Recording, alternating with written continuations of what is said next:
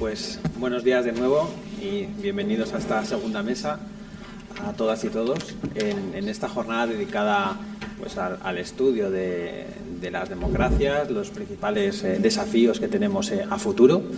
Y bueno, pues en este caso contamos con 6 expertos y expertas de este campo que llevan trabajando mucho tiempo en este ámbito y bueno, pues nos vienen a presentar fundamentalmente los trabajos en los que están ahora mismo involucrados y bueno, pues siguiendo la estructura de la sesión anterior, cada uno de los ponentes tendréis en torno a 10-12 minutos para presentar los temas en los que estáis ahora mismo inmersos y finalmente pues dedicaremos un breve turno de preguntas para ahondar o profundizar en algunas de las cuestiones. Seguiremos el orden que está establecido en el programa. En primer lugar, contamos con Ruth Bermejo, de la Universidad Rey Juan Carlos. Ella es profesora de Política y Políticas Públicas en la Facultad de Ciencias Jurídicas y Políticas de la Universidad Rey Juan Carlos. En la actualidad es además la secretaria académica del Observatorio de Buen Gobierno de la Universidad Rey Juan Carlos y es miembro del Consejo Científico del think tank Elcano. Su principal área de investigación se asocia con las políticas públicas de justicia interior en Europa y destaca su liderazgo y participación en proyectos sobre la puesta en marcha de políticas públicas de prevención de la radicalización violenta y el estudio de la percepción social de los migrantes en Europa. Complementará de alguna manera la presentación de otra de las profesoras que intervino en la sesión anterior, de Isabel Bazaga.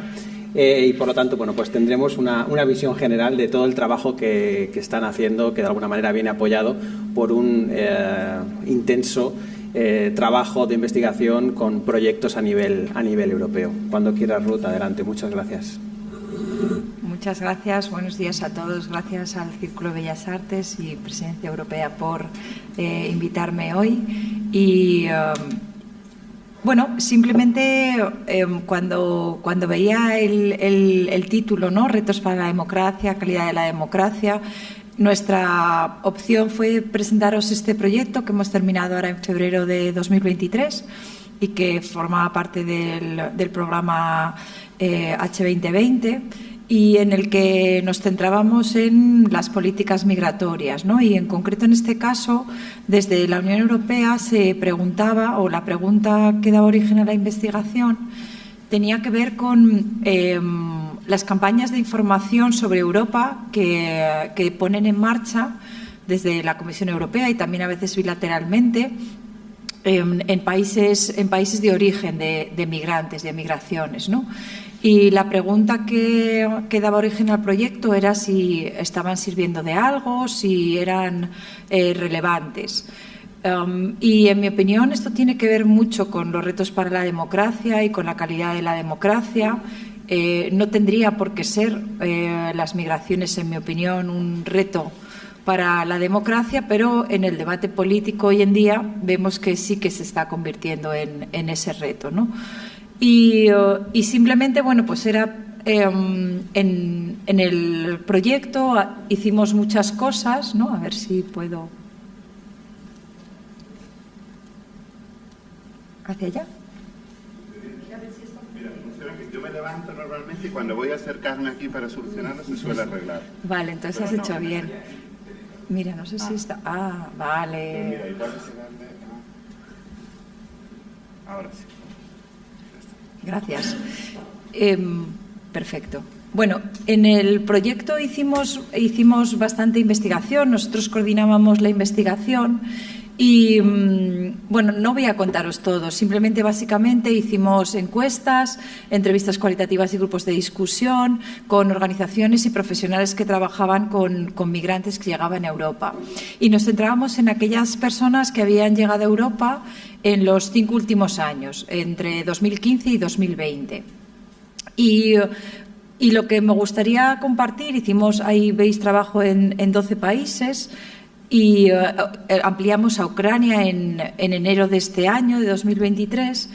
Y una de las preguntas que les hacíamos era qué sabían antes de llegar a Europa sobre Europa, ¿no?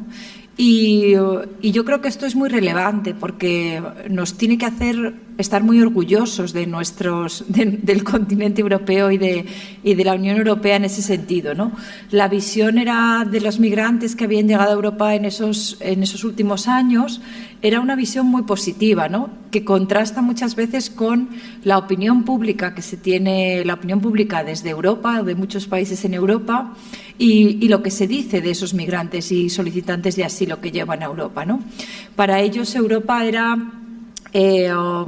pues predominantemente muchos hablaban incluso del paraíso, del dorado, ¿no? Haciendo referencia a mitos, ¿no? Que conocemos de hace tiempo, ¿no? Y para ellos era el continente al que en algunos casos no sabían dónde querían ir, era mayor la necesidad de salir de sus países que el dónde acabarían estando, porque había un grupo importante con el que trabajamos que eran solicitantes de asilo, pero básicamente la mayoría, ¿no? Era su destino ideal, ¿no? Y en algunos casos sabían que la vida no iba a ser fácil al llegar a Europa. Y en muchos casos nos hablaron de grandes problemas que tenían, ¿no? En los centros de detención o que habían tenido en su llegada, incluso experiencias de discriminación y problemas para estar regularmente en Europa, que era lo que ellos querían, ¿no?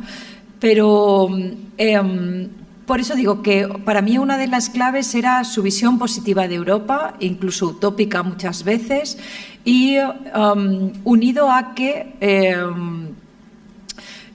no era exactamente muchas veces lo que querían, ¿no? Es decir, nosotros pensamos, y muchas veces desde las políticas públicas y de los partidos políticos se habla de este efecto llamada, de que tenemos que controlar mejor, porque quieren venir todos, en realidad no quieren ir a Europa, quieren salir. Nuestros resultados era que querían salir de la situación en la que estaban. Europa es una opción, pero si hay otra, no buscan, ¿no? Europa como tal, simplemente por dos motivos principales, porque les ofrecía derechos humanos, su discurso era principalmente nos ofrece oportunidades, es un lugar seguro donde mi seguridad personal está garantizada, no me van a matar, no voy a tener que ir con cuidado siempre que salgo de casa. Y el segundo punto que más decían, o el segundo eje de los que hablaban que sí querían venir a Europa, era precisamente por las oportunidades que ellos tenían, ¿no? Y en muchos casos es precisamente eso, no era que las oportunidades. O sea, es decir, dicho al revés, ¿no? Si ellos tuviesen esas oportunidades en sus países, no desearían venir a Europa, ¿no? Y yo creo que ese es un mensaje clave que tenemos que tener claro, ¿no?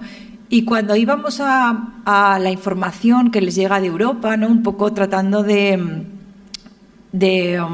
responder a lo que nos preguntaba la Comisión Europea, si sus campañas de información en los países de origen servían, ¿no? Lo que veíamos era que no sirven demasiado, ¿no?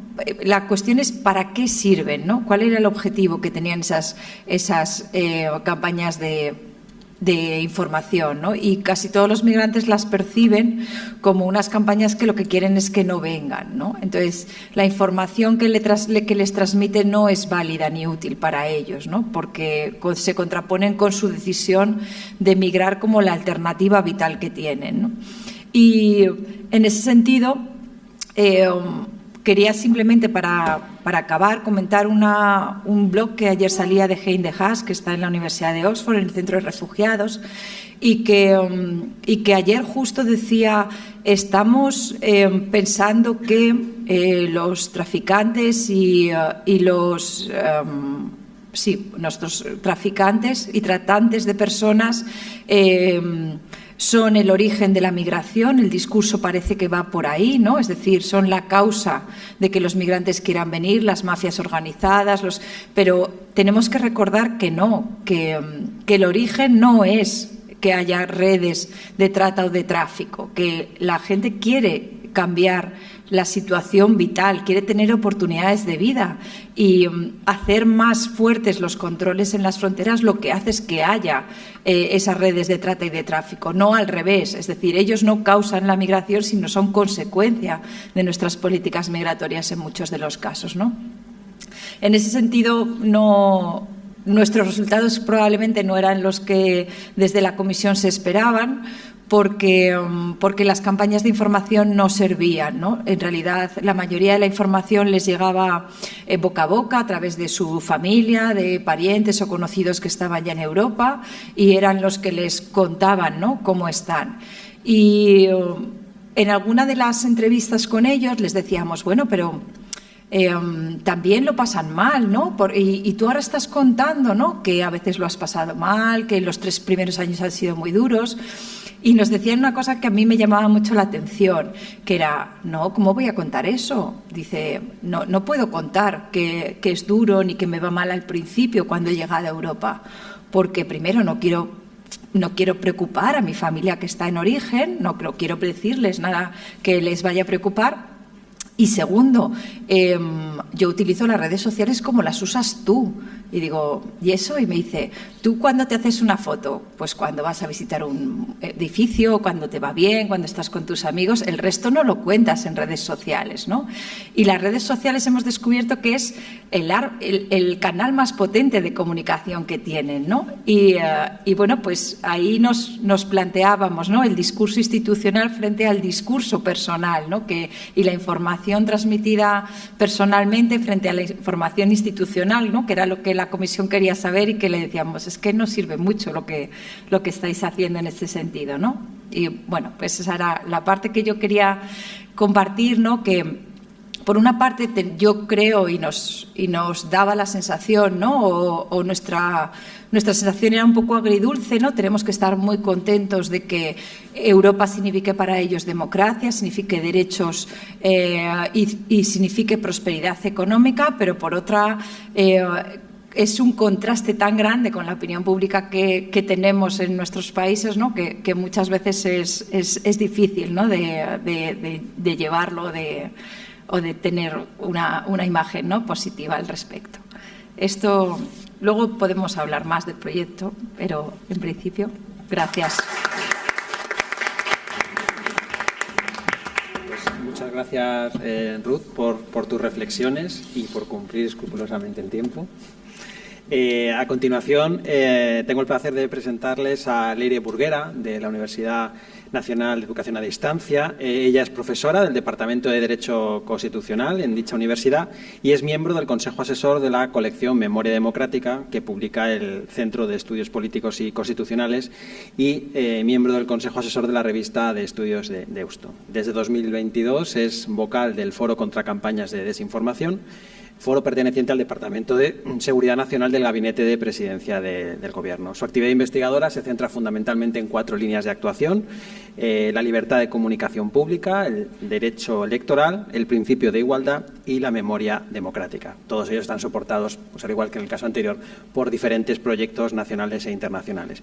Y en este caso nos trasladará algunas de las reflexiones o ideas que están trabajando en el ámbito de la ciberseguridad en los procesos electorales. ¿En qué medida contamos con garantías frente a la desinformación?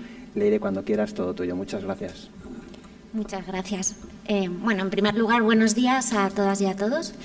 Quisiera agradecer, como no puede ser de otro modo, al Círculo de Bellas Artes que me haya invitado y pueda compartir este tiempo y este espacio con mis compañeros y, sobre todo, poder difundir la buena ciencia que se hace en España con tanto esfuerzo, pero la calidad de lo que estoy escuchando esta mañana me parece una buena muestra de nuestra intensa actividad y os agradezco a todos de antemano que estéis en ello.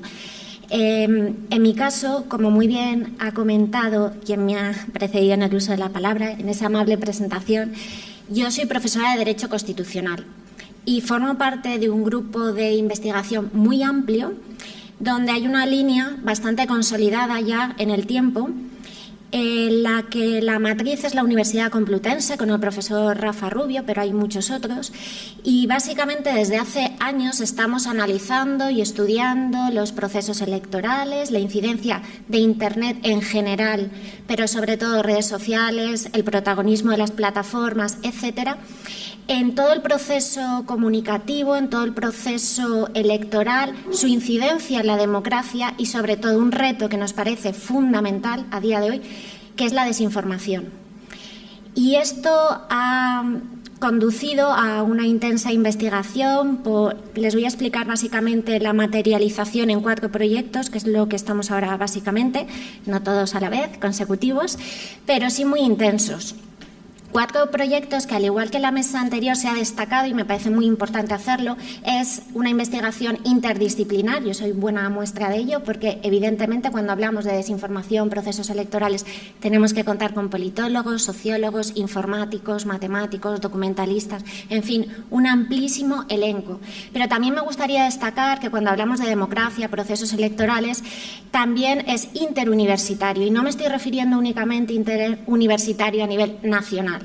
Nosotros, obviamente, tenemos una vertiente de transferencia muy potente porque colaboramos muy estrechamente con muchas universidades de Iberoamérica. Y ahora les explicaré por qué. Porque la vertiente de casi todos estos proyectos de transferencia es una de nuestras fuerzas. ¿Por qué? Porque nosotros, por ejemplo, lo que hacemos, y además nos gusta mucho hacerlo, es formar a las autoridades electorales, intercambiar pareceres y ver sobre todo qué se está haciendo en otros lugares del mundo para de alguna manera armonizar, observar cuáles son las garantías y protección frente a la desinformación en todos los procesos electorales. ¿Por qué? Porque es obvio que está afectando a la democracia actual, y precisamente estoy en esta mesa porque es una de las mayores preocupaciones en Europa, pero en el mundo.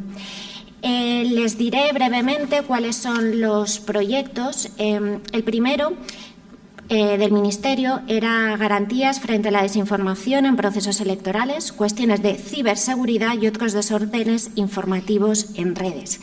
Este proyecto, iniciado en el 2019, acabó en el 23, fue muy interesante porque una de las cuestiones que nos planteábamos, en primer lugar, era el concepto de desinformación y, obviamente, desde el ámbito de la comunicación y sobre todo el periodismo, aglutinar un consenso en torno a qué era la desinformación y qué elemento primordialmente nos podía interesar analizar fue una de las cuestiones clave, sobre todo porque también empezamos a observar una comunicación, una construcción del discurso muy colectiva, muy dinámica e instaurada, como muy bien comentaba Ruth anteriormente, en redes sociales, fundamentalmente en redes.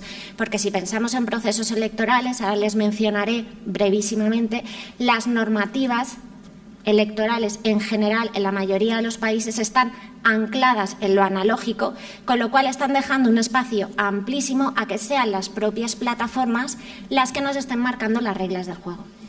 Bajo esta premisa tenemos otro proyecto, en este caso es un proyecto Next Generation sobre la ciberseguridad en los procesos electorales, garantías frente a la desinformación y otros desórdenes, pero en este caso analizábamos fundamentalmente el papel de las plataformas.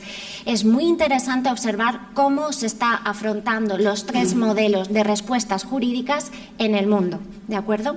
El modelo norteamericano, el chino, pero sobre todo interesantísimo el europeo, porque de alguna manera nos está mostrando la guía y confiamos realmente en la regulación que se está llevando a cabo y que ahora brevísimamente les comentaré. El tercero, que es actualmente el protagonista de nuestra labor, es el de garantías institucionales y regulatorias. Aquí nos vamos a centrar sobre todo en autoridades electorales y la supervisión digital ante interferencias, narrativas hostiles, y aquí hablaríamos de la injerencia de terceros países, que se ha visto obviamente no solo con Ucrania, Rusia en general. Muy interesante, publicidad segmentada. Me parece ahora a mí una de las líneas que obviamente es una línea de mi investigación, pero que es una de las líneas con mayores desafíos. La personalización política del mensaje, pero sobre todo la microsegmentación, algoritmos, etcétera, que induce a una polarización e incide en la democracia. Y finalmente, un cuarto proyecto que me parece interesante, que alguien podría pensar que es una vertiente indirecta, pero hay que estar ahí, es la Carta de Derechos Digitales. y el aspecto puntual en lo que estamos o en lo que estoy yo, que es el derecho de participación. Porque claro, estamos hablando de comunicación y estamos hablando de democracia, procesos, pero lo que nos parece también muy interesante ver es la incidencia de todas estas cuestiones en nuestros propios derechos y en el alcance, en la interpretación de los mismos. Y evidentemente la desinformación, en última instancia, va a poder afectar en la participación. En la mesa anterior se hablaba de por qué los jóvenes no participan más. Habría que preguntarse, el paso previo es cómo se informan, cómo acceden, etcétera.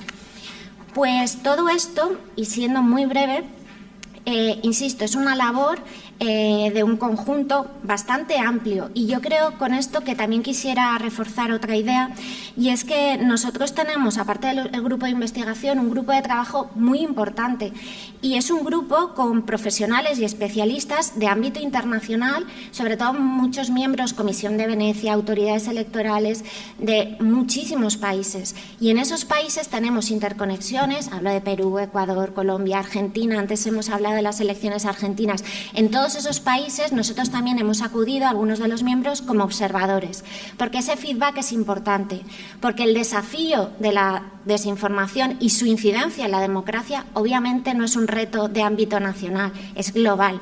Y cómo o qué están haciendo en otros países nos puede enriquecer esa mirada y sobre todo ver cómo la afrontamos. ¿Por qué? Porque la desinformación, tal y como nosotros la hemos analizado y sobre todo donde hay mayor consenso, es un tipo de comunicación sesgada, intencionada, etcétera, donde la verdad o la falsedad no es, digamos, el canon sobre el cual vamos a enjuiciarlo, porque hay criterios como la verosimilitud, etcétera, que hacen que sea muy difícil acotar en qué terreno nos movemos.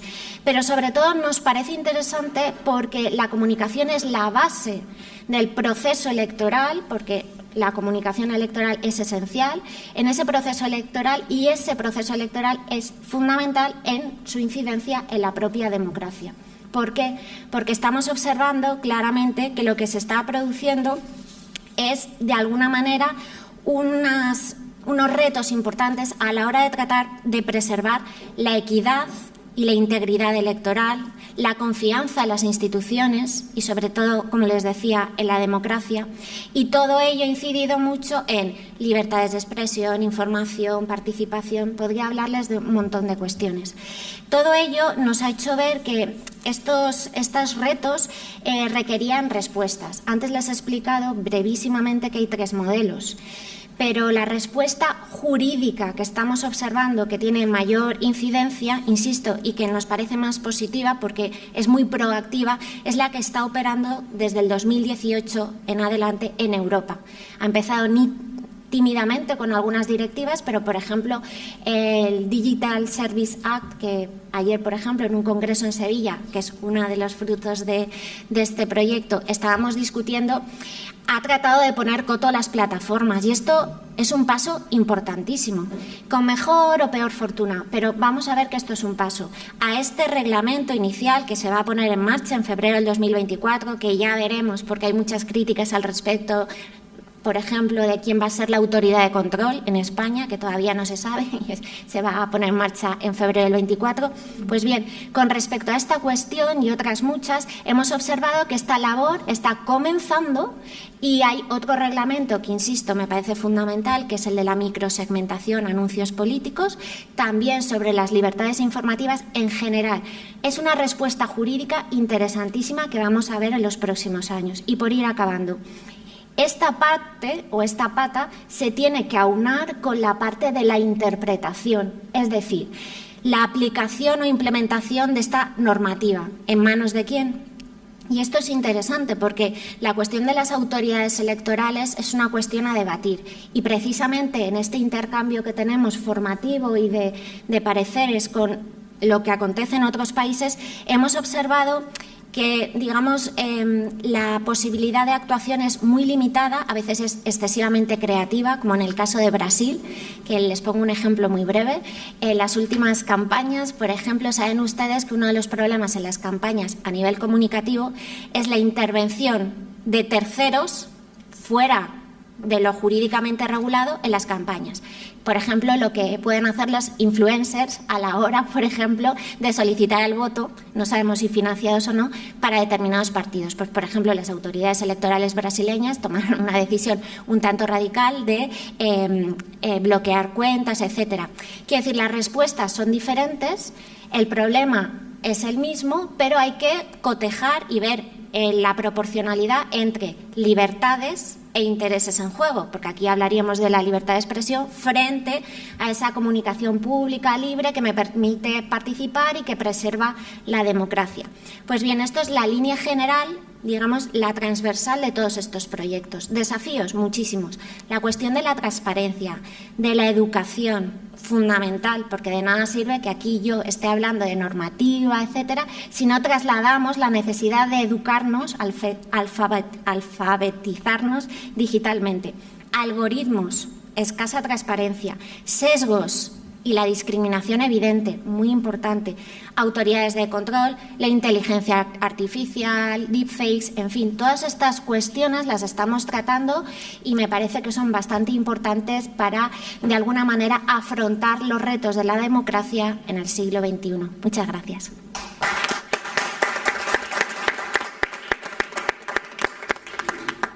Pues muchas gracias, Leire, por tus reflexiones y también por haber tenido una capacidad de síntesis francamente buena. Muchas gracias, Leire. Bien, a continuación pasaríamos con la intervención de Javier Murillo. Él es titular de universidad en el área de métodos de investigación y evaluación en educación en la Universidad Autónoma de Madrid. Es director del Instituto Universitario de Derechos Humanos, Democracia, Cultura de Paz y No Violencia de dicha universidad y, asimismo, también destaca su papel como director de la Cátedra UNESCO en Educación para Justicia Social en la citada universidad. En el marco de esta cátedra, asociada a esta temática, es el director de diversas revistas asociadas al ámbito y también ha sido el director de estudios del Centro de Investigación y Documentación Educativa del Ministerio de Educación.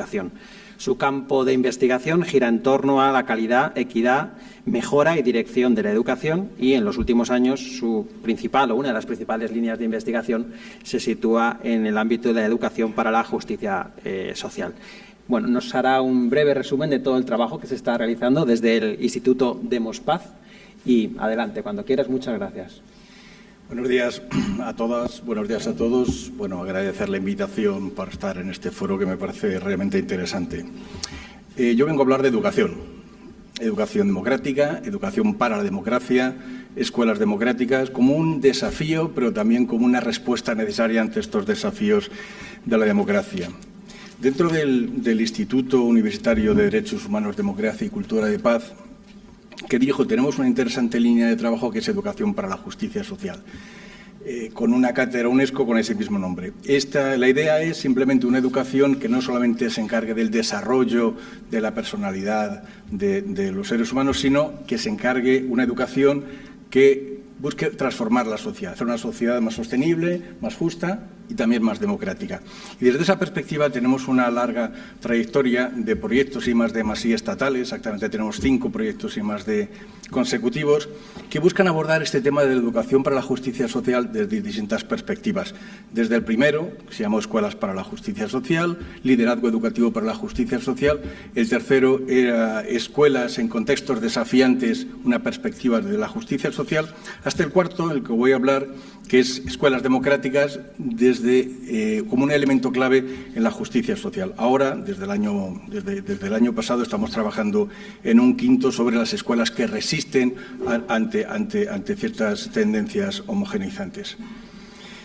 Este proyecto, Escuelas Democráticas desde la perspectiva de la justicia social, aun siendo un proyecto financiado con fondos I+D+I, es un proyecto grande en el cual hemos participado 6 países, 3 europeos, 3 de América Latina, y el objetivo fundamental es comprender y proponer acciones desde las escuelas para contribuir a una sociedad más democrática. Concretamente, el estudio tiene 3 subestudios complementarios, con distintas metodologías, distintos enfoques, pero que todos buscan tener una mayor comprensión. El primero de ello, lo que quería es conocer cuáles son las concepciones que tienen los y las docentes, los y las estudiantes acerca de qué es democracia. ¿Y qué es democracia en la escuela? Este es un elemento para nosotros muy importante porque la concepción es un elemento que está constituido entre las creencias y la experiencia. Si nosotros queremos desarrollar escuelas democráticas, bien sea a través de la normativa, bien sea a través de formación continua, tenemos que conocer cuáles son esas concepciones, porque las concepciones llevan a la acción. Si las docentes tienen una idea de la democracia escasa o muy limitada, dirigida solamente a lo que es el papel de votación, difícilmente podemos hacer acción en ese sentido. Para ello hicimos un estudio fenomenográfico, bueno, como digo, en 6 países, muy interesante. El segundo de los subestudios es un estudio etnográfico. Fuimos a una serie de escuelas, una estancia de 6 meses en cada escuela, para intentar entender cuáles los conceptos políticos, las acciones de democracia que se llevan en esas escuelas. De ahí también obtuvimos un modelo muy interesante que ahora os comentaré. Y el tercero de los subestudios, en esa visión complementaria, fue una investigación-acción. Trabajamos con una red de escuelas con las que solemos trabajar habitualmente y hicimos una intervención, una reflexión con los colectivos, una reflexión que desembocara una acción en 2 elementos. Primero, hacer un currículum más democrático. No os engaño que para hacer una educación para la democracia es necesario enseñar democracia y ser democráticos. Una cosa sin la otra no sirve de nada. Pues de una parte, un proceso de intervención, de reflexión con los y las docentes que llevaran a un currículum más democrático, pero también una reflexión con esos profesionales para que la escuela sea de verdad más democrática. De esta manera, los 3 subestudios nos llevaron a una comprensión mucho más a fondo de lo que es una escuela democrática. Una escuela democrática, además, insisto con esa idea, una escuela democrática para la democracia. Resultado de todo ese estudio, diríamos que hemos obtenido un modelo de escuelas democráticas que es el que estamos después desarrollando, trabajando tanto desde la perspectiva de la transferencia, trabajando con formación de profesores o incluso con la normativa, y que tendría 4 elementos fundamentales. Primero, entender que, por supuesto, la democracia no es una forma de gobierno, es una forma de estar, de compartir, de dar, de trabajar por los demás, por los cercanos y por los lejanos. Y desde esa perspectiva, pues diríamos que unas escuelas democráticas que trabajan para la democracia tendrían 4 elementos. En primer lugar, por supuesto, una cuestión de cultura. Cultura escolar como algo esencial. Cultura escolar la entendemos como el conjunto de valores, normas, expectativas que comparte la comunidad escolar. Desde ese punto de vista, pues que esa escuela tenga esa cultura de democracia, de valores democráticos, de potenciar a todos y todas las personas que están en la escuela, de altas expectativas como una forma de ser, de trabajo en equipo, como el primer elemento de esas escuelas democráticas. Un segundo elemento que es la gobernanza, como es lógico, la existencia de canales institucionales de participación de la comunidad, pero no solamente canales institucionales, también los no institucionales. Y dentro de esos canales, la consulta de qué se aborda en esos canales, qué se aborda, cuestiones meramente administrativas, cuestiones de fondo, de objetivos, quién puede participar en esos, que no se engañó que las escuelas, frente a esa idea del cual trabajamos de justicia social a partir de las ideas de Nassau Fraser y la democracia como un elemento básico, como elemento fundamental dentro de la justicia de redistribución y de representación, pues Nassau Fraser dice que no puede haber justicia si las personas no pueden decidir acerca de los asuntos que les afectan. Obviamente las escuelas, los niños, las niñas pequeñas no pueden participar, muchas familias no pueden participar y este es un elemento que trabajamos.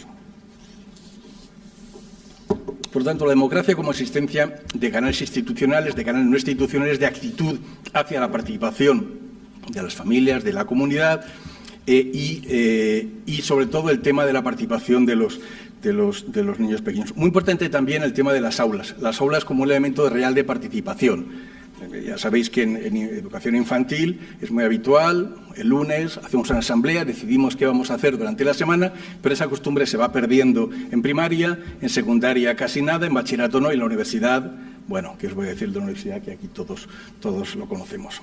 El tercer elemento, la tercera pata, es lo que llamamos la habitanza, es decir, unas condiciones que garanticen, que posibiliten la participación efectiva de la comunidad, de los y las estudiantes en la escuela. Estamos hablando de cuestiones tales como salud, como alimentación, pero también como una formación. El elemento de una educación democrática, es decir, una educación que no solamente conozca los canales de participación o los sistemas democráticos en la sociedad, sino que además sea capaz de tomar decisiones, de tener un buen discurso. Ese tipo de cuestiones son elementos de esa perspectiva de habitanza. Y el cuarto elemento es el reconocimiento de la diversidad de las personas, reconocimiento de la necesidad de que todos no solamente opinen, sino que deciden acerca de los asuntos que les son propios para conseguir unas escuelas democráticas. Con todo ello, como veis, nuestra idea es no solamente una visión de conocer cómo son las escuelas, sino que también intentar modificar las escuelas, la formación del profesorado y también incidir en la política educativa a través de estrategias de transferencia para hacer que la democracia se construya a partir de las escuelas. Seguro que sabéis que estamos viviendo en estos días, y nunca se había vivido, por lo menos en la etapa democrática, una gran cantidad de adolescentes, tanto niños, tanto jóvenes de ambos sexos, en los que se defiende abiertamente posturas no democráticas, en los que se defiende apoyo a partidos que nos pareciera una aberración. Esto, que nunca lo hemos visto, nos preocupa porque quizás en la actualidad la escuela no se esté siendo una respuesta para una mejor democracia, sino todo lo contrario. La ultraderecha se está gestando en las escuelas, se está gestando en los institutos, y no hay una respuesta institucional para luchar contra ello. Muchas gracias. Muchas gracias.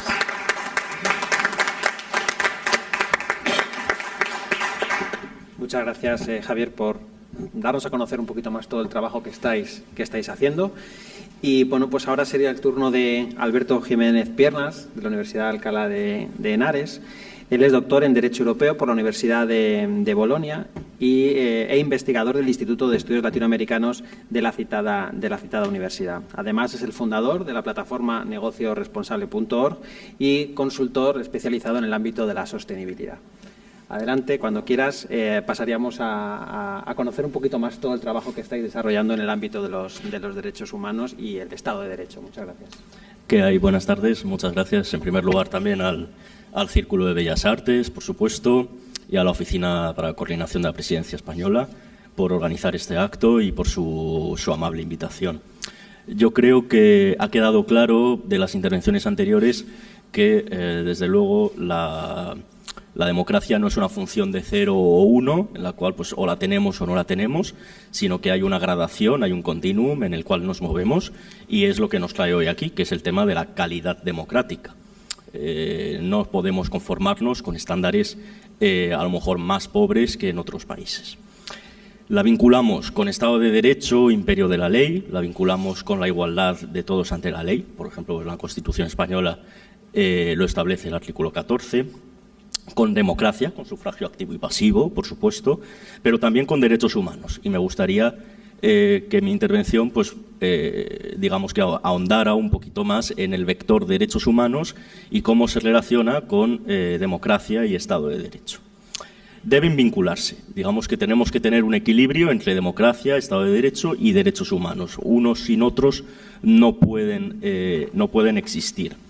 Constituyen 3 vectores fundamentales, pero este equilibrio es difícil de conciliar en muchas ocasiones, sobre todo cuando ya descendemos a la realidad material de las cosas y a los conflictos sociopolíticos, a la polarización social, bueno, problemáticas que se han mencionado anteriormente. Y existen muchísimos desafíos en este sentido. Hay nuevos polos de liderazgo internacional, se está erosionando el poder económico y político de los polos tradicionales estadounidense y europeo, por tener una perspectiva más macro en este sentido.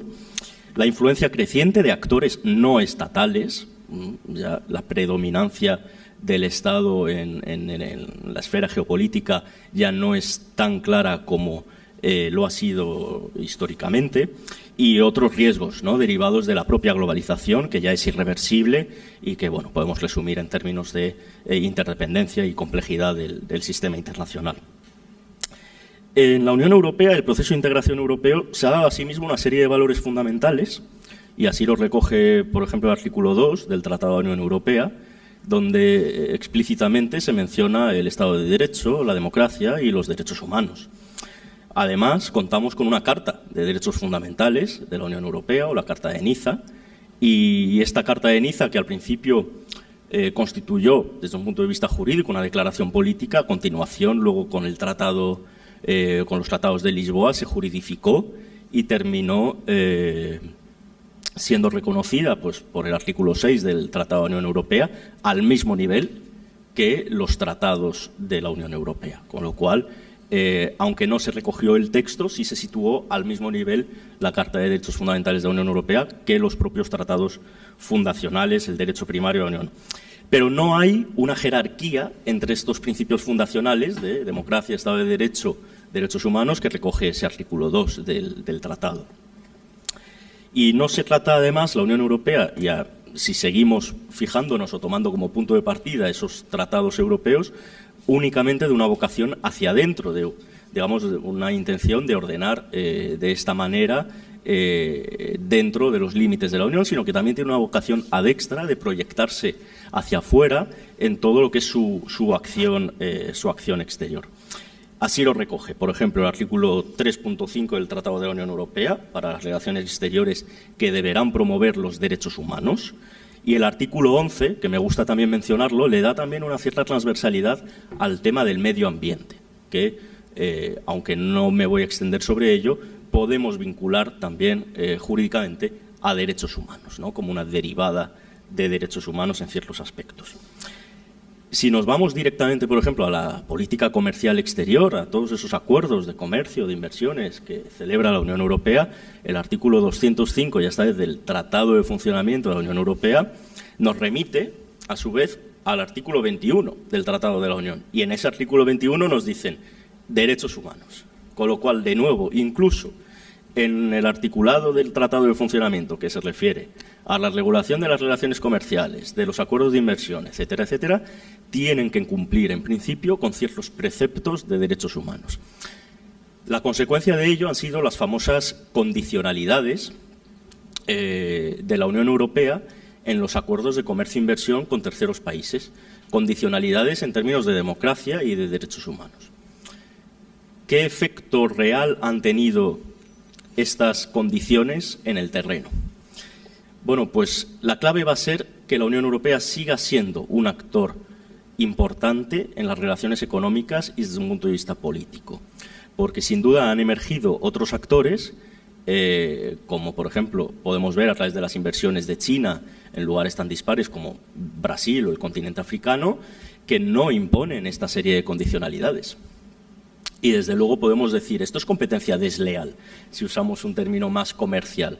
Esto es competencia en el mercado, hablemos un poco de manera más flexible, en el mercado de la cooperación internacional. Esto es competencia desleal porque no están imponiendo este tipo de condicionalidades de democracia y derechos humanos otros países con un potencial económico muy importante y que tienen una intención muy clara de abrirse camino a través de sus relaciones comerciales e inversión, por ejemplo, en el continente africano. Bien, pero es competencia, por desleal que sea. Igual que cualquiera de nosotros puede estar comprando en Shein o en una macrofirma china, cualquiera de nosotros en España, sin preguntar si es algodón orgánico o por la huella de carbono. Y esto sucede, igual que sucede en lo micro con cualquiera de nosotros en nuestros hábitos de consumo, sucede en lo macro en las relaciones internacionales y en las relaciones comerciales. ¿Cómo gestionamos esto? Es una de las preguntas que nos hacemos en esta línea de derechos humanos y relaciones internacionales del Instituto de Estudios Latinoamericanos de la Universidad de Alcalá, en la que tengo el honor de ser investigador, y sobre todo, bueno, pues en mi caso concreto, desde la óptica también de las transferencias universidad-empresa, porque en mi caso soy consultor privado, por supuesto, pero creo que la empresa puede enriquecerse enormemente de los resultados de la buena investigación que estamos poniendo sobre la mesa en actos como este hoy mismo.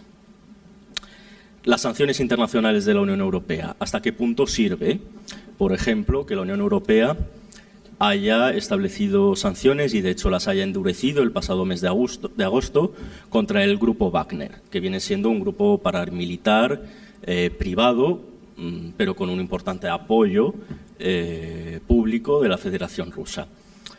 Encontramos actividad del grupo Wagner en expansión en el continente africano, en Mali, en Sudán, pero también bien cerca, en Libia, sin ir más lejos.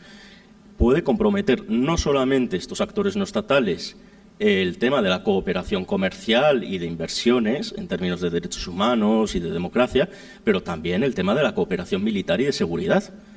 No lo olvidemos, por ejemplo, la lucha contra el yihadismo. En el caso de Mali, las actividades del grupo Wagner han generado tensiones con fuerzas de seguridad francesas presentes en el territorio y, claro, genera un problema de legitimidad de las instituciones y hasta qué punto la acción exterior de la Unión Europea va a ser eficaz en este escenario complejo. De todas estas problemáticas desde las que nos ocupamos, desde esta óptica interdisciplinar, dado que en el IELAT, en el Instituto de Estudios Latinoamericanos de la Universidad de Alcalá, existen distintas líneas de investigación, desde una ingeniería hasta temas, como he dicho, la que me adscribo de derechos humanos y relaciones internacionales, pero también derecho laboral, historia, etc. Y, como digo, de la teoría al hecho, pues hay un trecho. Estamos en un escenario multipolar en el cual tenemos que ser más conscientes, probablemente la Unión Europea, de estas debilidades a la hora de proyectar estos valores hacia afuera de nuestros límites europeos. Dijo Josep Borrell, el alto representante de la Unión Europea para la Política Exterior, que Europa era un jardín de flores, o utilizó una expresión muy similar, pero que no debíamos olvidarnos que afuera hace frío y llueve. Así es. Sin duda me gustaría volver a subrayar esas palabras.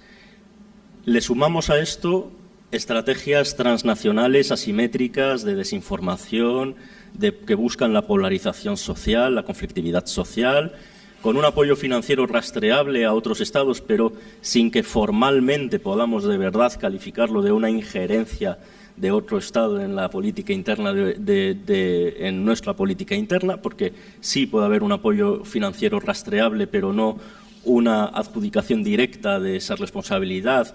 Y estamos, desde luego, enfrentando maneras de actuar asimétricas que se aprovechan de estos vacíos de gobernanza del sistema internacional.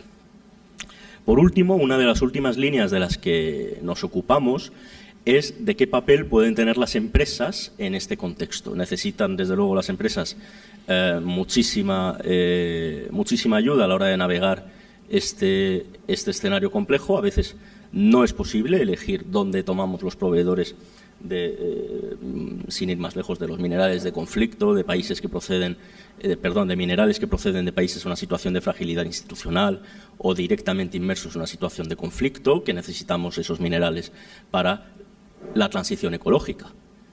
La batería de cada coche lleva litio, lleva cobalto, y uno de los principales reservas de litio y de cobalto se encuentra en la República Democrática del Congo. Entonces, al final, tenemos una contradicción de gobernanza, porque la transición ecológica queremos apoyarla en la electrificación de la movilidad y la reducción de la huella de carbono, pero al mismo tiempo, ad extra, tenemos ese problema de gobernanza en los países origen de muchísimos de nuestros proveedores.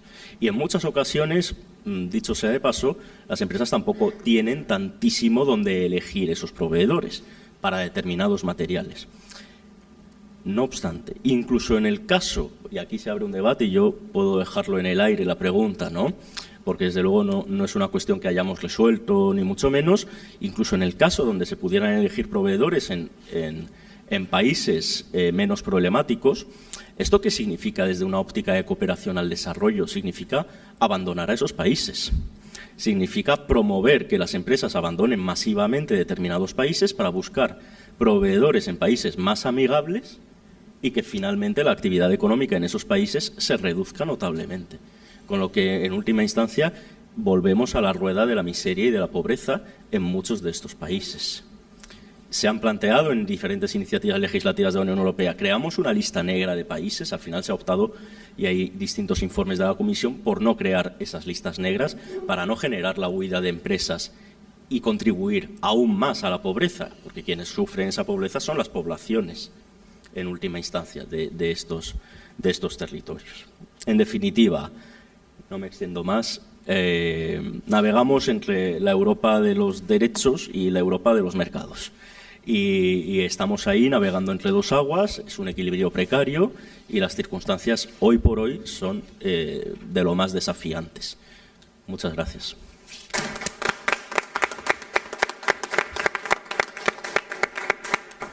Pues muchas gracias, Alberto, por tu presentación y bueno, por dejar en el aire, ¿no?, algunas cuestiones que pueden ser luego objeto de debate y de análisis más profundo.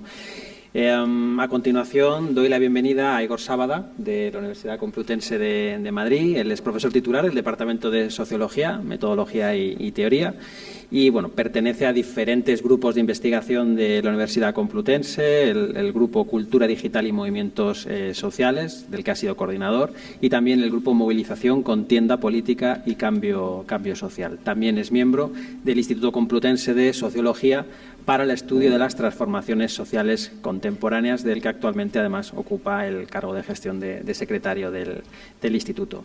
Entre sus principales líneas de investigación encontramos el estudio de las nuevas tecnologías, los movimientos sociales, la exclusión social o la sociología económica.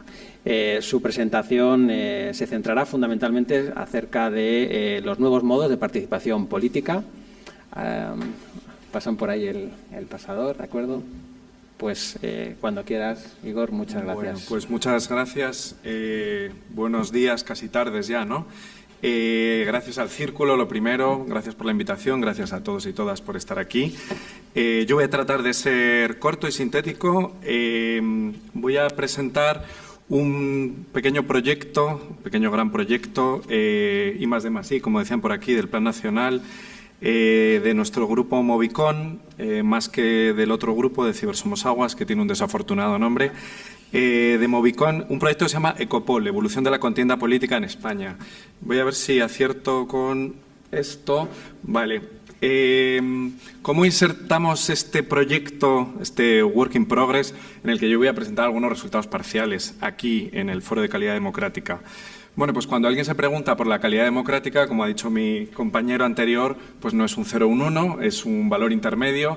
A veces entre 0 y 1 en los reales hay infinitos números y se ha intentado medir de muchas formas la calidad democrática. Uno de los métodos estándar o más conocidos son los índices o los indicadores compuestos y uno de los más populares es el índice de democracia de The Economist. Muy criticable política, ideológicamente, pero uno de los más conocidos. Yo lo incluyo aquí simplemente por su renombre. El índice de democracia se descompone en 6 dimensiones, proceso electoral, funcionamiento del gobierno, participación política, cultura política y libertades civiles. A pesar de que podemos, ya os digo, preguntarnos mucho y cuestionar metodológica, ideológica, epistemológicamente si es posible medir la democracia, me viene al pelo porque cuando uno observa históricamente los resultados de estas mediciones, bueno, pues se encuentra, aparte de esos mapas tan bonitos de colores, ¿no?, que permiten una comparabilidad histórica, temporal y geográfica, se encuentra que a nivel temporal, aunque son datos un poco antiguos, no he encontrado algunos más modernos, muchos de las dimensiones más estándar, como el proceso electoral o el funcionamiento del gobierno, sin decir para ello que no cambia, no puntúa o no altera los resultados finales de los índices. En cambio, por ejemplo, algo que sí que ha cambiado recientemente en los últimos años es la participación política, como se ve en el gráfico de la izquierda, o algo que está todavía un poco en déficit, en progresión, como se ve en el gráfico de la derecha, pero todavía en déficit en España, es la participación política. Es decir, cuando nos centramos en este tipo de mediciones, que insisto, son muy artificiales y que, bueno, que hay que coger con pinzas, nos encontramos con que justo la participación política es como la dimensión, el componente que está muchas veces más abajo y que es el que parece que más podría cambiar de alguna manera, ¿no? Bueno, esta era un intento de justificación de por qué voy a contar lo que voy a contar. Entonces, en nuestro caso, en el proyecto, lo que nos ha interesado es pensar si esa participación política que incide, que influye, que aporta a los índices, a los indicadores de calidad democrática, si ha tenido algún tipo de variabilidad o alteración en el tiempo. Si comparamos las formas tradicionales con lo que llaman las formas nuevas de participación política, pues nos encontramos con que hay muchas más de las que parece. Cuando la gente piensa en nuevas formas de participación política, siempre piensa en lo digital, en los medios sociales, en las redes sociales, que efectivamente, como hemos escuchado hasta ahora, están ahí hiperpresentes, ubicuos y de alguna manera es una especie de huracán que nos arrasa, ¿no? Pero hay otras formas de participación política innovadoras. Por ejemplo, lo que ponemos ahí como mecanismos de participación directa, pues los presupuestos participativos o una herramienta que teníamos aquí que tenemos en la ciudad de Madrid, como Madrid Decide, han quedado un poco olvidadas, han quedado ahí un poco caídas en el olvido, ¿no? Por otra parte, hay otros modelos de participación política novedosas, como puede ser el consumo ético o el consumo político, también por conectar con algunas de las ideas de cooperación al desarrollo.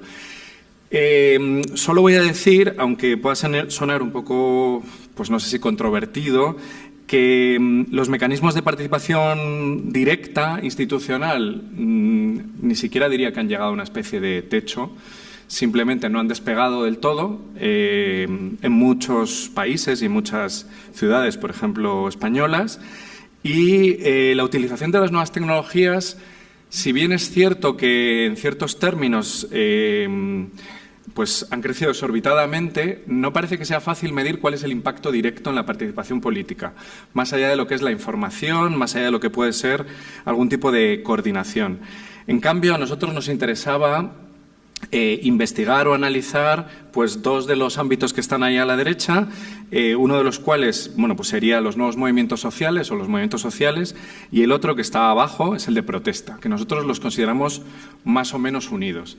Entonces, el proyecto se ha centrado en estudiar pues aparición de nuevos tipos de movilización, de protesta política o de movimientos sociales en general. Insisto, no quiero decir que los otros medios o métodos no prosperen o no aporten a los indicadores de participación política y de calidad de la democracia, pero no son tan fácilmente medibles. Yo os voy a presentar solo dos resultados parciales por seleccionar algo. El primero tiene que ver con pues la evolución de la protesta política. Hemos utilizado una metodología relativamente novedosa en España que se llama PIA, Protest Event Analysis, análisis de eventos de protesta, también cuestionable y criticable, pero que nos ha dado bastante juego para poder identificar los ciclos de movilización política, por ejemplo, en España en los últimos 20 años. Este es por años, pero hemos conseguido hacer uno más bonito, más fino, por trimestres, que no se había hecho todavía. Y, bueno, pues diréis, ¿y esto qué nos aporta? Bueno, pues nos aporta, por ejemplo, ver que antes del ciclo que podéis ver que arranca en 2009, una cosa así, ¿no?, que sube y baja en 2015, que es el ciclo antiausteridad, que mucha gente identifica con el 15M o con los indignados, pues antes hubo un ciclo entre 2005 y 2008, que es pre-antiausteridad, que es un ciclo que ya apuntaba que algo estaba pasando con las crisis económicas en España, y que se inserta entre el primer ciclo que va de 2000 a 2004, que es el ciclo de la guerra de Irak, de los atentados del 11M, etcétera, ¿no? Entonces, nos ha permitido identificar ciclos de movilización o preciclos de movilización o preciclos de protesta o de participación política antes de los más visibles, y nos ha permitido también identificar a la derecha del todo, a partir de 2016-2017, nuevos ciclos de movilización política o de protesta. Nuevos ciclos que ¿con qué tienen que ver? O casualidad de las casualidades, conectamos con la charla anterior, pues con el feminismo, entre otras cosas, con extrema derecha, con independentismo, con otro tipo de cosas, ¿no? Pero se ha nutrido, por ejemplo, mucho del feminismo.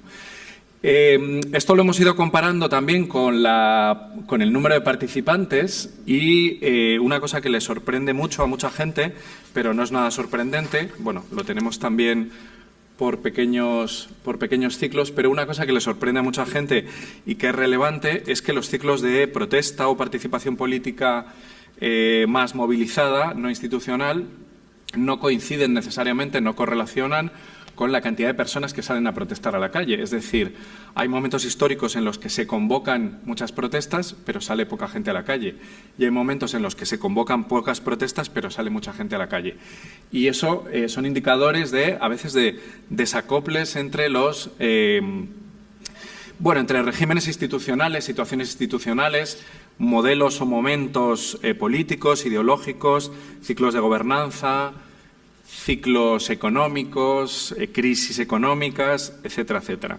No voy a entrar mucho en ello porque es algo en lo que estamos trabajando en estos momentos. Pero, por ejemplo, lo que nos ha interesado es abordar pues, los últimos tiempos, desde 2016-2017, este nuevo ciclo de protesta, movilización política o participación política en la calle, en los que sí hay una cierta coincidencia entre la cantidad de protestas convocadas y la cantidad de gente que sale, ¿no?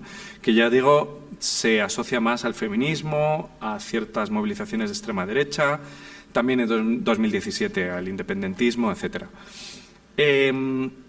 Aquí lo que hemos hecho es también clasificar los ciclos por temáticas. No me voy a detener mucho porque he prometido que iba a ser sintético, pero las temáticas también nos dan una pista de cómo varía la agenda política, de cómo varían los intereses o bueno, los temas centrales de la movilización política y de la protesta política.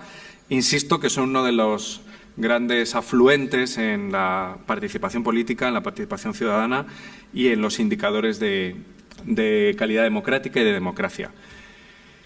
El otro resultado parcial tiene que ver con un hecho reciente y es qué ha pasado con el COVID, qué ha pasado con la pandemia. Porque cuando miramos los ciclos históricos en España de protesta y movilización política, bueno, este es un ciclo con lo que se llama medias móviles, que es simplemente suavizar un poquitito, ¿no? Para cada momento se hace la media entre cada evento temporal y cada momento temporal, perdón, el anterior y el siguiente, ¿no? Y de esa manera se suaviza un poco la gráfica.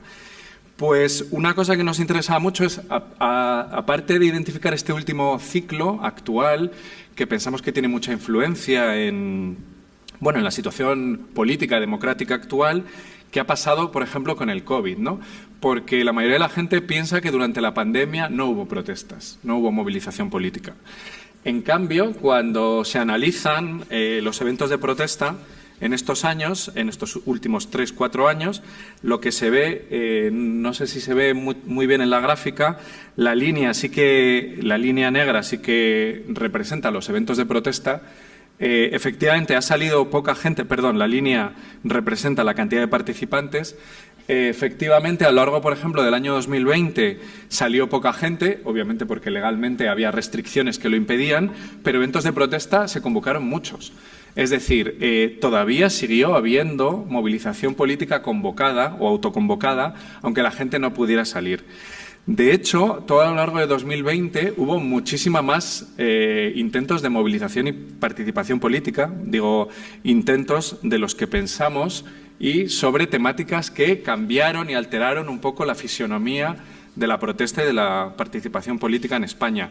En concreto, y ahora también conecto con una cosa que has mencionado antes, lo siento, pero no sé cómo te llamas, Isabel, una cosa que ha mencionado Isabel es que, por ejemplo, sí que hemos encontrado dentro de las movilizaciones y de la protesta política a lo largo de 2020 lo que muestra la encuesta de la FECIT, que es el negacionismo. Y ha aparecido no solo el negacionismo de cambio climático y de violencia de género, sino el negacionismo de COVID y de pandemia, que son 3 modelos de negacionismo muy vinculados. Y que además es un síntoma que nos muestran profundas tasas de desconfianza política institucional hacia una institución que hasta ahora no había sido cuestionada, que es la ciencia, o la ciencia entendida como una institución, ¿no? Podía haber críticas ideológicas o políticas al gobierno de turno, pero no se cuestionaba la ciencia. Y en este caso la ciencia empieza a ser visto como algo tremendamente ideológico, artificial, etc.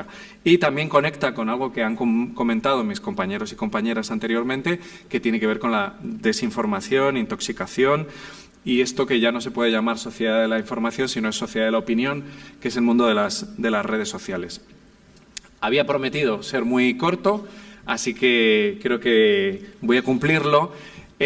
Simplemente mencionar que estos proyectos que ahora vamos a conectar con otro proyecto europeo que tenemos en el grupo de investigación Movicon, este I+D+I llamado ECOPOL, Evolución de la Contienda Política en España, intenta mostrar cómo la democracia, la calidad de la democracia se vincula a la participación política y en concreto a algunos tipos de protesta que pueden ser indicadores, síntomas y evidencias bastante relevantes de qué es lo que está pasando un poco en el panorama político. Nos hemos centrado en la participación política y en concreto en la protesta porque consideramos que es una dimensión más modulable, que está cambiando más, que ha cambiado más, que sube más, que es más sensible a determinados ciclos de gobierno y ciclos económicos y que, dejando de lado un poco la participación electoral, que siempre se ha movido en España, sobre todo en las elecciones generales, entre 60 y 80%, siempre está en torno al 70%, salvo la participación electoral en municipales o en europeas, que ahí sí que baja. Consideramos que, siendo más oscilantes, pueden ser intensas y pueden ser relevantes. De hecho, lo que nos parecía es que estos ciclos pues, dan mucha información de calidad de la democracia y además muestran que incluso en momentos de apagón total de lo social, como puede ser el COVID o la pandemia, todavía siguen estando ahí latentes y, aunque la gente directamente no salga a la calle, muestran eventos posteriores como es la desconfianza en la ciencia o en otros tipos de democracia. Muchas gracias.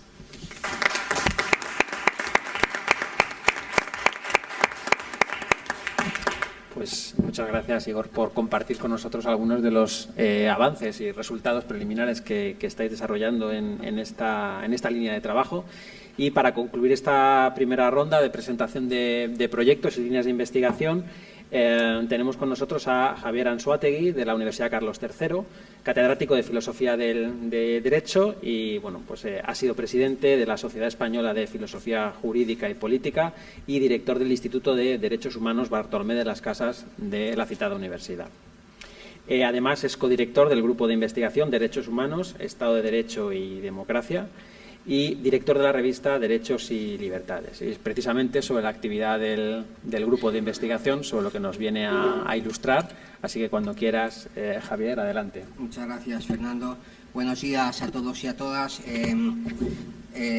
Tengo que agradecer al Círculo y a la Oficina de Coordinación la invitación. Tengo que decir también que me está resultando muy interesante esta sesión porque, como veréis, hay muchos intereses compartidos entre las cosas que hacemos en el instituto, en el grupo, y las que hacen los otros y las otras colegas.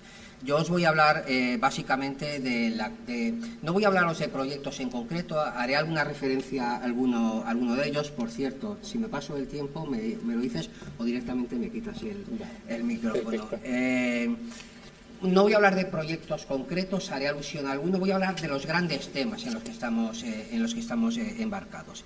El Grupo de Investigación Derechos Humanos, Estado de Derecho y Democracia forma parte, no orgánica, pero sí práctica, del Instituto de Derechos Humanos Gregorio Peces Barba, de la Carlos III, que es uno de los primeros institutos. Durante mucho tiempo se llamó Instituto Bartolomé de las Casas, pero hace unos años le cambiamos el nombre.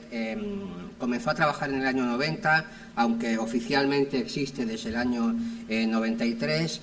El grupo importante de colegas que trabajamos en el instituto somos filósofos y filósofas del derecho, aunque también hay vertientes importantes que tienen que ver con el derecho internacional público, con el derecho constitucional. En todo caso, nos desenvolvemos dentro de un enfoque en términos generales jurídico. La idea de fondo es que los derechos humanos son elementos conceptuales y prácticos de la democracia y de alguna manera funcionan como termómetro de la calidad de la democracia. Durante mucho tiempo estuvimos embarcados en un macroproyecto de historia de los derechos fundamentales. Ese proyecto pudo funcionar gracias a financiación pública y privada. Abro otro paréntesis, sería muy interesante hablar de la financiación de la investigación en los ámbitos en los que nosotros nos movemos.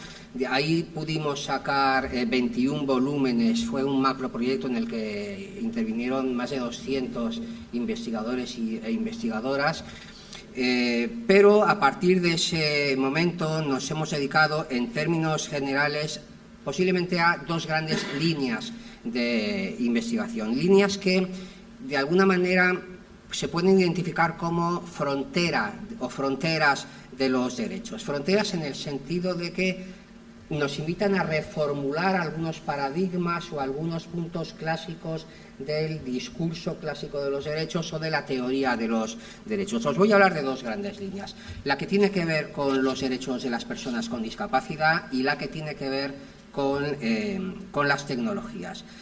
La que tiene que ver con la discapacidad es una línea importante porque, en efecto, obliga a reformular paradigmas del discurso de los derechos, comenzando por el mismo concepto de sujeto de los derechos, en el marco de lo que Bobbio denominaba el proceso de especificación de los derechos. Hay un hito importante que es la aprobación en Naciones Unidas de la Convención de Derechos de las Personas de Discapacidad, que, como sabéis, entra en vigor en el 2008. Es el primer texto de Naciones Unidas de Derechos Humanos del siglo XXI, y posiblemente ese texto, posiblemente no, seguro ese texto ha obligado a reformular la teoría y también a reformular lo que nuestros ordenamientos jurídicos decían en relación con la materia. Hablando de reformulación, pensemos, por ejemplo, en el concepto de discapacidad, en el concepto de discriminación o en la introducción en el discurso de conceptos en relación con los cuales no se había trabajado o no se había trabajado en perspectiva de derechos humanos. Pienso en la accesibilidad, pienso en la idea de ajustes razonables, pienso en el concepto de vida independiente o en la idea de inclusión, o en un concepto en el que hemos pensado mucho en términos de pandemia, en el mismo concepto de vulnerabilidad. La vulnerabilidad no solo como dato que nos acompaña desde que nacemos, sino como condición provocada por una determinada organización social. La reflexión sobre la vulnerabilidad en términos de fundamento de los derechos es importante porque si tradicionalmente el valor paradigmático en términos de fundamento era la dignidad, hoy posiblemente la dignidad el discurso sobre la dignidad tiene que ceder un espacio o convivir con el discurso sobre la vulnerabilidad. En ese marco hemos llevado a cabo determinados proyectos que tienen que ver con educación inclusiva, con discriminación interseccional, es decir, discapacidad más género, discapacidad más edad, discapacidad más migración, con acceso a la justicia y vulnerabilidad, o ahora mismo estamos finalizando un proyecto que tiene que ver con la desinstitucionalización de las personas con discapacidad. Es un proyecto interesante porque obliga a pensar, por ejemplo, en el concepto de cuidado. Hoy sobre la ética del cuidado se escribe muchísimo, y nos obliga también a pensar en la convivencia entre derechos y deberes, a partir de una determinada lectura del valor solidaridad. Un valor solidaridad que en muchas ocasiones también ha sido o ha podido ser el valor pobre en la triada de la fundamentación de los derechos humanos: igualdad, libertad y fraternidad _ solidaridad. La segunda gran línea en la que estamos embarcados, y aquí hay muchas coincidencias con cosas que se ha dicho, es la que tiene que ver con la tecnología. ¿Por qué? Porque en el ámbito de la tecnología también se somete a revisión el discurso de los derechos. Y una de las preguntas de fondo que nos podemos plantear es hasta qué punto los derechos humanos, tal y como los hemos venido concibiendo hasta ahora, son instrumentos útiles para abordar los desafíos y los retos tecnológicos, o en qué medida hay que cambiar el discurso. Es decir, podemos seguir trabajando con los derechos tal y como hemos venido trabajando hasta ahora, o tenemos que pensar en nuevos derechos. También aquí reformulamos conceptos. Piénsese en el concepto de personalidad jurídica, o piénsese en todos los problemas que en términos de participación y democracia se plantean: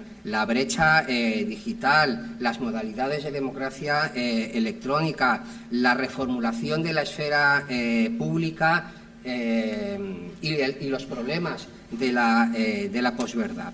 Desde un punto de vista más general, la reflexión sobre la tecnología en términos jurídicos o de teoría del derecho plantea problemas de fundamentación y de justificación del derecho. El algoritmo puede sustituir a la norma en su capacidad regulatoria.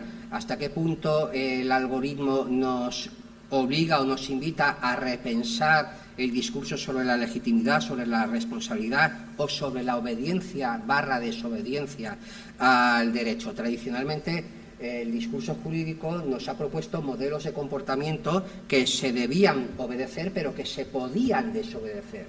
Y ahora el algoritmo establece, a partir del algoritmo se establecen modelos de comportamiento que no se pueden desobedecer. Con lo cual el concepto de libertad y el concepto mismo de agente moral queda en entredicho. Vinculado o en el marco de esta línea de investigación tenemos una unidad académica que se llama DERTecnia, Derechos Humanos, Diversidad y Tecnología. Es una unidad multidisciplinar en donde hay gente de derecho, pero hay gente de empresa, de ingeniería, de sociología y de humanidades, en donde desarrollamos una serie de actividades, la mayor parte de ellas online, conferencias anuales y seminarios mensuales. Para que os hagáis una idea de los temas que tratamos o que hemos venido tratando hasta el momento, temas de, evidentemente, inteligencia artificial o de neuroderechos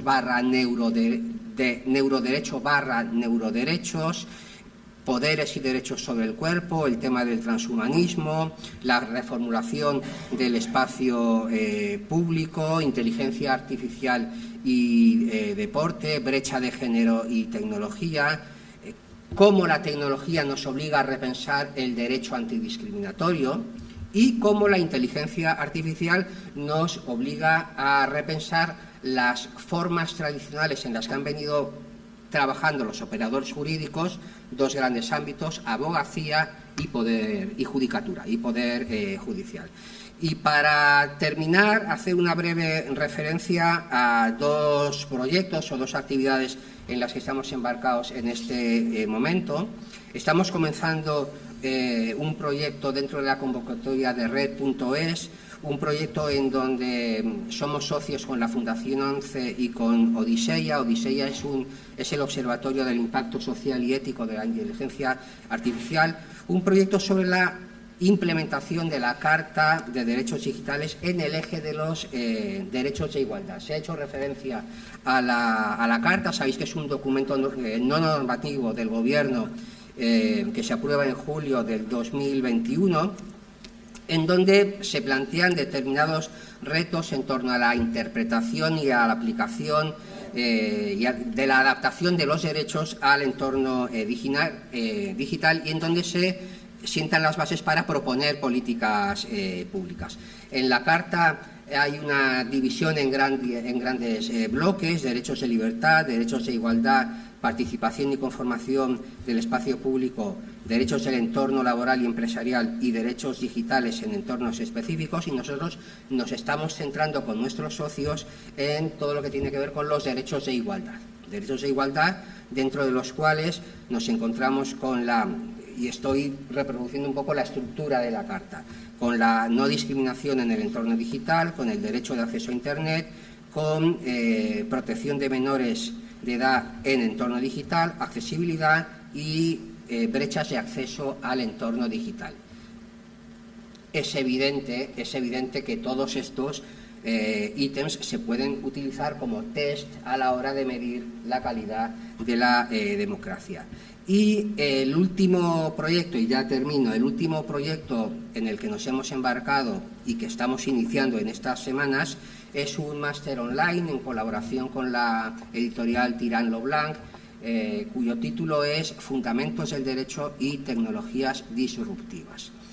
La idea es analizar cómo los desafíos tecnológicos nos obligan o nos invitan a reformular paradigmas en la forma tradicional de entender el derecho y de entender los mecanismos clásicos jurídicos, creación, interpretación y aplicación, y el trabajo que los operadores jurídicos desarrollan en relación con esos mecanismos. Y de manera muy resumida y muy esquemática, esas son las grandes líneas de nuestro grupo. Muchas gracias.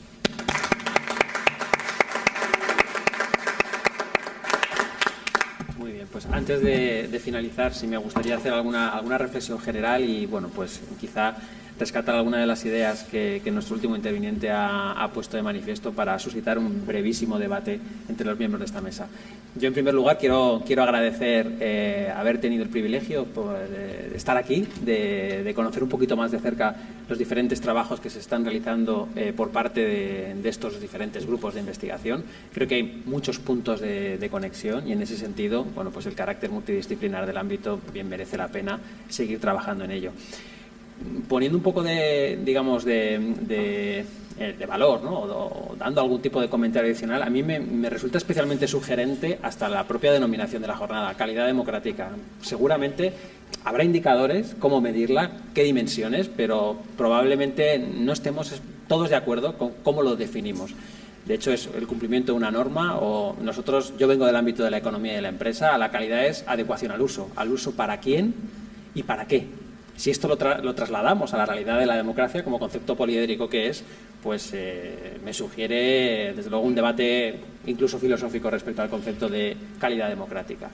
Otro punto que quizá quiero destacar en esta mesa es la preocupación de todos los grupos de investigación por la transferencia. Primero participando en un evento como este, pero por otra parte creo que todos han puesto de manifiesto ese valor de la transferencia.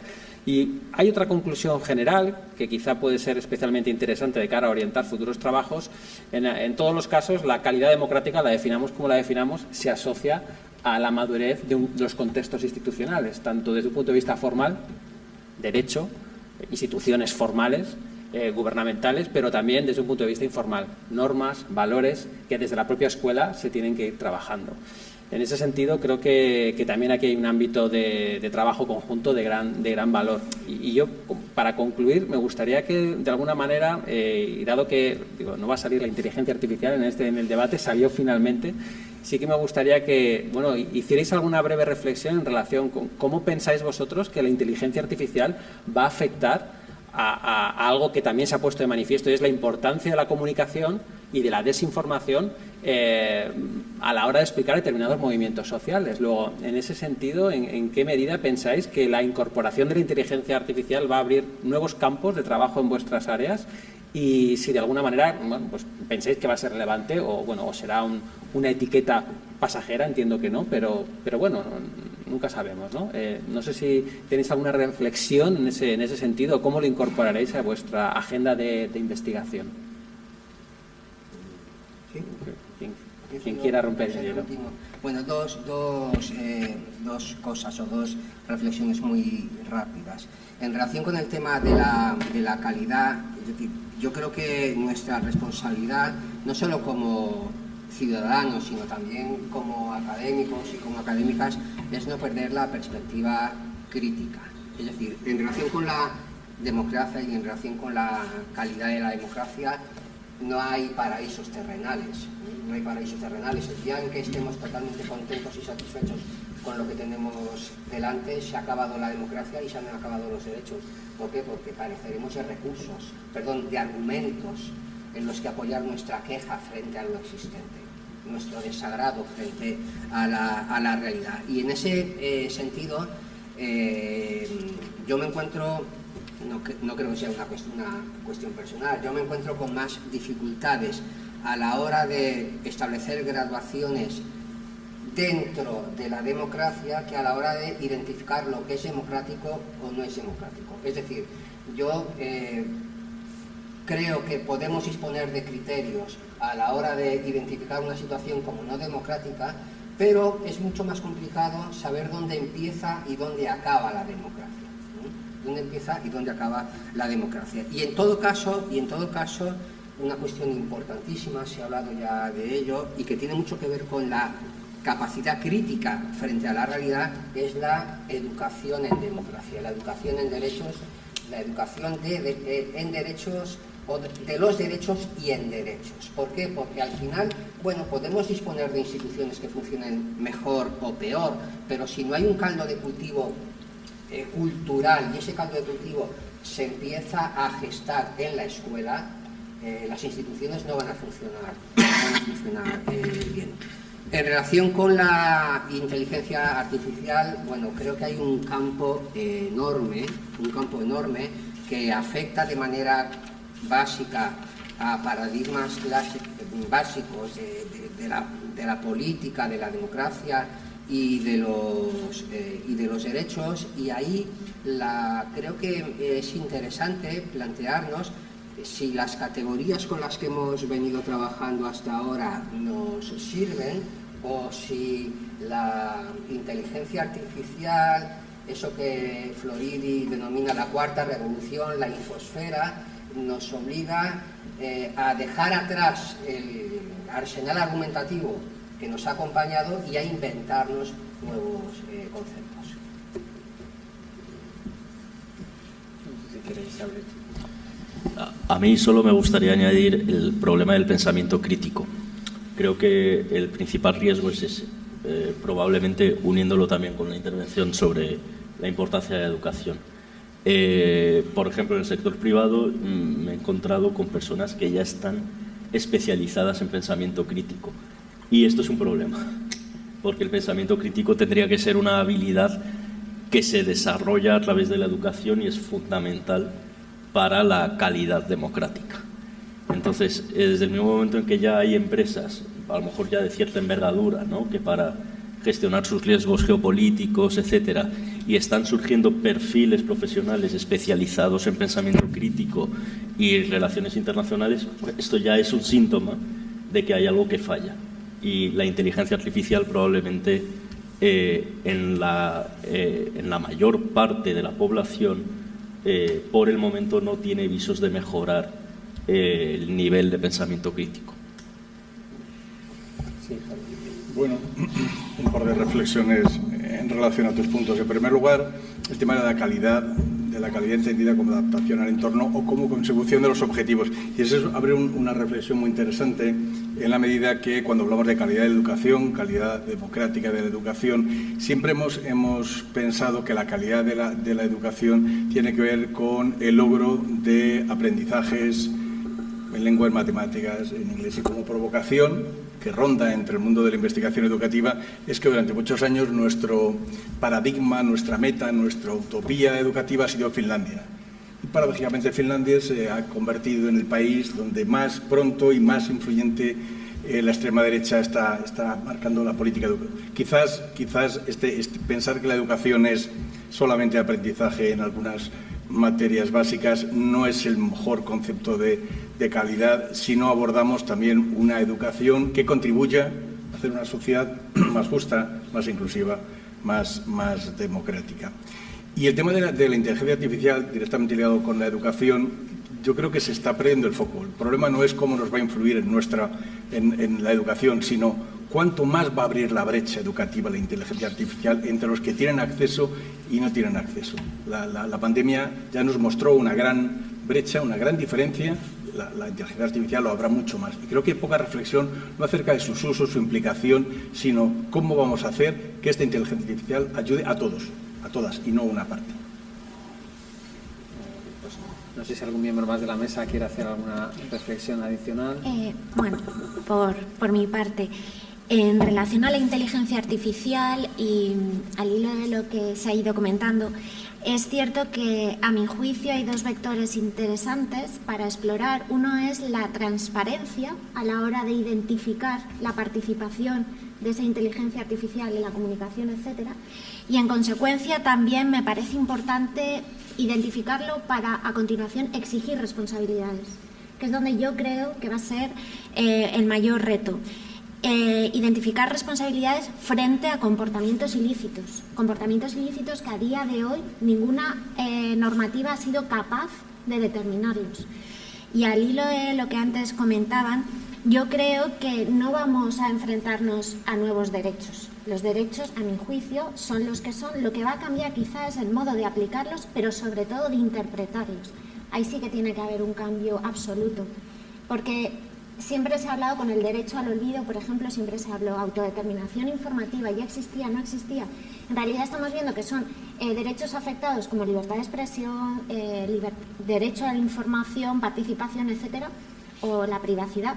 Pero todos ellos, lo que yo creo que vamos a observar en los próximos tiempos es un cambio absolutamente a la hora de interpretarlos y aplicarlos. Es una consideración. Muchas gracias, Leire. Bueno, si no hay ninguna intervención más, daríamos por finalizada la mesa y un aplauso para todos los intervinientes. Muchas gracias.